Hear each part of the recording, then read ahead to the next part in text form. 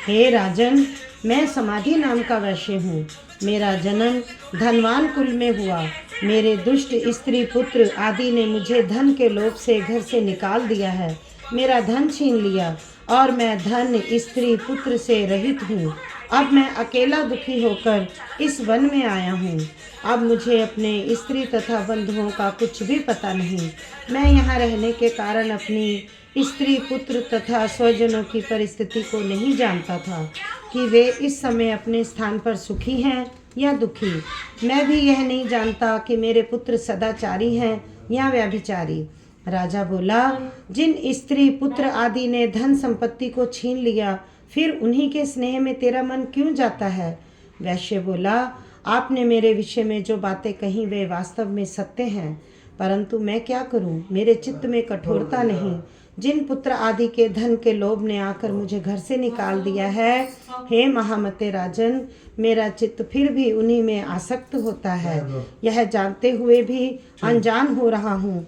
मेरा मन उस दुष्ट आत्मा स्त्री पुत्र आदि से आसक्त हो रहा है और इसी से पूर्ववास चल रहे हैं। मुझे इसका दुख है और मन खिन्न है। मैं क्या करूं?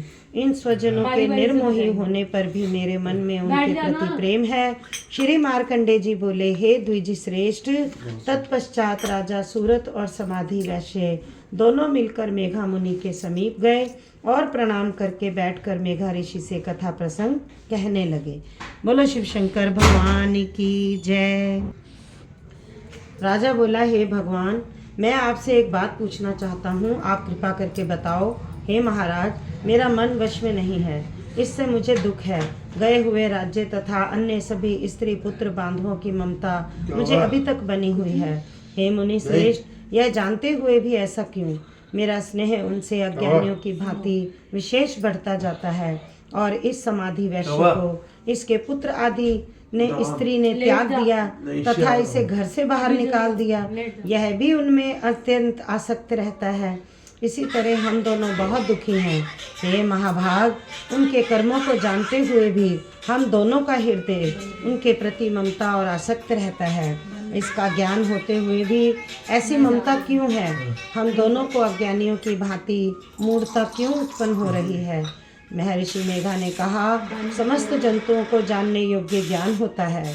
हे महाभाग, इसी प्रकार सभी पृथक पृथक होते हैं। कोई प्राणी दिन में नहीं देखते, कोई रात्रि में नहीं देखते और कोई पुरुष दिन रात्रि में समान दृष्टि से देखते हैं। सभी पुरुष ज्ञान युक्त हैं, यह सत्य है, इसमें संदेह नहीं। केवल उनमें ही नहीं, सभी पशु पक्षी मृग आदि में भी मनुष्य की भांति ज्ञान होता है। यह स्थूल ज्ञान होता है। जैसे मनुष्य में आहार आदि की इच्छा उत्पन्न होती है, वैसे ही पशु पक्षी आदि में आहार विहार निद्रा मैथुन आदि की इच्छा उत्पन्न होती है। ज्ञान होने पर भी पक्षियों की भांति भूखे होने पर ममतावश अपने बच्चों की चोंच में स्नेह से चुग्गा देकर प्रसन्न होते हैं।